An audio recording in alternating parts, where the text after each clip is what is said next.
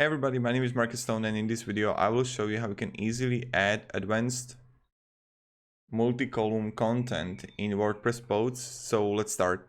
The first thing you want to do is let's just click post here and let's just open whatever post we got.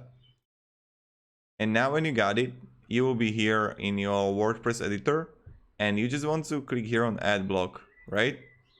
Now here you're gonna see columns. So let's click on it.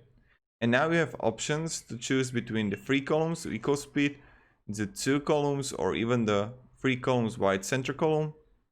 I'm going to choose this one. So in this first, you can just add the custom HTML or just the paragraph or just the image. I don't know, Baby Yoda. Then I can here add a custom HTML. Baby was here.